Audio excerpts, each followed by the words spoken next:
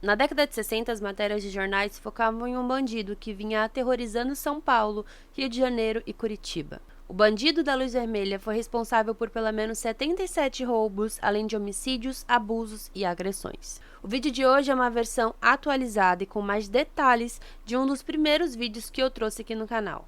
Eu estou atualizando alguns dos primeiros casos que eu trouxe, agora de uma forma com mais conhecimento em vídeos e mais qualidade para vocês. Oi, eu sou a Naka e sejam muito bem-vindos ao Horror das Minas. Se você é novo aqui no canal, antes de mais nada aproveita e já se inscreve, segue nas redes sociais, todos os links estão na descrição do vídeo. Lembrando que a gente tem vídeos toda quarta-feira e todo domingo.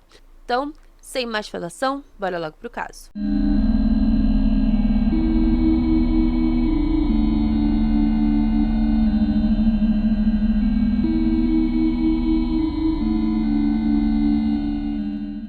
João Acácio Pereira Costa nasceu no dia 24 de junho de 1942, em São Francisco do Sul, Santa Catarina. Quando ele tinha cerca de 4 anos, os seus pais faleceram e, a partir de então, ele e o seu irmão mais velho, Joaquim Tavares Pereira, passaram a ser criados por um tio lá em Joinville. Porém, desde então, eles sempre foram submetidos a vários tipos de maus-tratos, principalmente maus-tratos em troca de comida.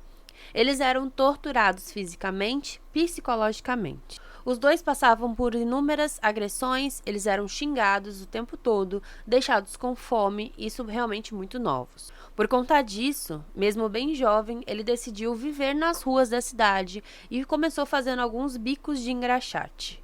Quase que ao mesmo tempo, ele começou também a praticar pequenos furtos, como por exemplo roubar guarda-chuvas das entradas de cinema ou roupas de lojas. Aos poucos, o João ficou sendo conhecido por toda a região como um marginalzinho, basicamente. E por muito tempo, ele não era nem levado à delegacia ou coisa do tipo. Ele era inclusive aconselhado pelos policiais a largar essa vida do crime enquanto ainda era tempo. Porém, nas ruas, ele começou a se meter cada vez mais com coisas pesadas. E quando ele era pré-adolescente, ele chegou a ser estuprado por alguns meninos mais velhos, que também praticavam alguns crimes pela região. Era como se fosse uma gangue rival a dele. Aos poucos, ele foi se tornando cada vez pior nos seus sentimentos e ele sentia muita raiva de tudo e de todos.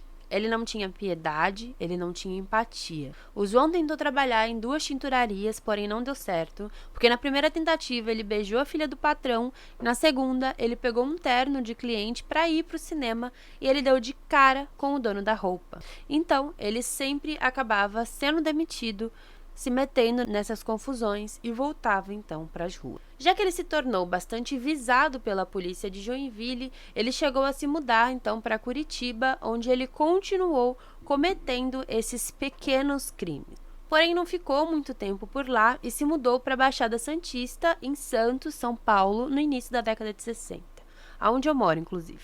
Aqui na Baixada Santista, ele colocou o crime como algo fixo, a sua profissão. E dessa forma, porém, ele não cometia os seus crimes na Baixada. Ele subia até São Paulo para roubar casas de luxo. Enquanto em Santos, ele se dizia filho de fazendeiros, um homem com educação simples e muito generoso. Totalmente contrário do que ele realmente era. Conforme ele ia conseguindo mais dinheiro, mais experiência nesses crimes de São Paulo, ele começou também a ir até o Rio de Janeiro, de ônibus. E lá ele participava de roubos e desmanches de carros. Então ele ia de ônibus e voltava de carro para Santos. E ele passou muito tempo enganando os policiais, fingindo inclusive ser 4 ladrões diferentes. O bandido incendiário, que tocava fogo nos corredores das casas para acordar os moradores e colocar medo neles, o bandido mascarado, que roubava joias usando uma máscara, o bandido macaco, porque utilizava um macaco hidráulico de carro para abrir as janelas das casas, e por fim, o bandido da luz vermelha, por utilizar uma lanterna de aro avermelhado em seus crimes. E esse nome, o Bandido da Luz Vermelha, se tornou o mais conhecido. Ele costumava agir pela madrugada, sempre das 2 às 4 da manhã, pelo menos 4 vezes por semana. O João tinha preferência por mansões e tinha como modus operandi desligar a energia das casas, usava um lenço para cobrir o seu rosto, um chapéu e invadia as residências utilizando a lanterna de luz vermelha. Esse apelido, Bandido da Luz Vermelha, já era inclusive associado a um outro criminoso na década de 40, que foi responsável por roubos, abusos e sequestros lá em Los Angeles. Então, quando começou esse crime por aqui, a mídia adorou utilizar esse mesmo nome, esse mesmo termo, para se referir ao bandido que tirava o sono das pessoas naquela época. Ninguém sabia quem era o Bandido da Luz Vermelha, e ele se tornou o bandido mais temido e mais procurado de São Paulo durante toda aquela época. Conforme ele invadia essas casas, ele passou não só a roubar, mas também a estuprar mulheres, cometer assassinatos, entre outras coisas. Em 1967, ele voltou para Curitiba, onde ele foi preso em agosto daquele ano, depois de uma gigante investigação policial, e descobriram também que ele usava um nome falso de Roberto da Silva. Ele foi encontrado com malas cheias de dinheiro e logo toda a mídia do Brasil só falava disso. Roberto da Silva, o bandido da luz vermelha. De acordo com um dos jornais da época, ele teria sido acuado em São Paulo e a polícia sabia que ele fugiria para o Paraná, onde já tinha inclusive um histórico do mesmo tipo de crime. Então a polícia do Paraná foi acionada e eles ficaram em alerta para todos os possíveis lugares que o bandido passaria. E João, quando cometia os seus crimes, ele gostava de chamar atenção. Ele usava roupas extravagantes, chapéus grandes, lenços de cowboy, às vezes utilizava perucas, se passava como um músico utilizando uma guitarra. Então, era alguém até que fácil de se encontrar. Além disso, ele não guardava todo esse dinheiro que ele roubava. Ele gastava tudo o que ele roubava com boates e garotas de programa. Por isso ele sempre estava sem dinheiro e por isso ele sempre cometia mais crimes. A polícia passou 6 anos tentando encontrá-lo, até que ele deixou as suas impressões digitais em uma das casas que invadiu. Então, no dia 8 de agosto de 1967, ele foi preso em Curitiba e foi levado para depoimento. O João confessou 4 crimes. O primeiro, segundo ele, teria ocorrido no dia 3 de outubro de 1966, um ano antes dele ser preso, quando ele atirou no estudante Walter Bedran, de 19 anos, que tentou pará-lo enquanto ele invadia o quintal da sua casa. 10 dias depois a esse, foi a vez de José Enéas da Costa, de 23 anos. Ele teria sido morto por João em uma briga de bar no bairro da Bela Vista.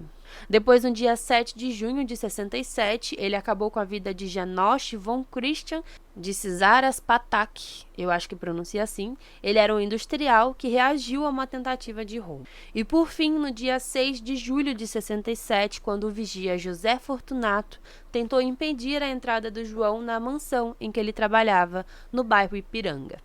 Por conta disso, ele foi então julgado e foi condenado por 88 processos, sendo 77 roubos, 4 homicídios e 7 tentativas de homicídio. Porém, há quem diga que os números sejam muito maiores do que esse, e os casos de estupro nunca foram provados. Com isso, o José Acácio foi condenado a 351 anos, 9 meses e 3 dias em regime fechado. Porém, como a lei brasileira não permite mais de 30 anos de prisão, ele cumpriu esse tempo preso, apenas 30 anos. Enquanto preso, ele escreveu uma carta denunciando as ameaças que ele vinha sofrendo dentro da prisão. O João foi libertado no dia 26 de agosto de 1997, depois de cumprir os 30 anos previstos pela lei, e ele se tornou até uma espécie de celebridade após a sua soltura, onde as pessoas pediam autógrafos e ele escrevia apenas a palavra autógrafo. Ele também fazia bastante uso de roupas vermelhas e transformou tudo isso como se fosse uma marca dele. Ele passou 4 meses e 20 dias solto. Quando saiu, o João foi morar com o irmão, Joaquim, lá em Curitiba, porém eles tiveram alguns desentendimentos e ele acabou voltando para a casa do tio em Joinville, o mesmo que o maltratou durante a infância. Novamente, eles também tiveram desentendimentos e ele precisou sair dali. Ele chegou inclusive a assinar um atestado de insanidade e estava prestes a ser internado em um hospital psiquiátrico. Porém, antes disso acontecer, no dia 5 de janeiro de 1998, ele foi morto por um tiro de espingarda após uma briga de bar. O seu assassino teria agido para salvar a vida do seu irmão, já que na ocasião o João teria assediado a mãe e a mulher desse irmão dele, então os dois começaram ali a brigar, eles entraram em uma discussão e o João agarrou e o ameaçou com uma faca. E isso inclusive foi aceito pela justiça E esse homem que matou o João foi absolvido em 2004 por legítima defesa. A história do bandido da luz vermelha se tornou uma das mais famosas no Brasil, chegando inclusive às telas de cinema em um filme chamado O Bandido da Luz Vermelha, que foi feito em 1968. E esse filme, inclusive, teve uma sequência em 2012 chamada Luz nas Trevas. Além disso, a sua história inspirou livros, músicas e documentários.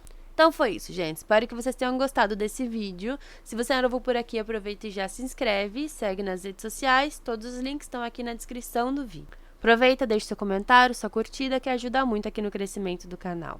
Então, muito obrigada, valeu e tchau, tchau!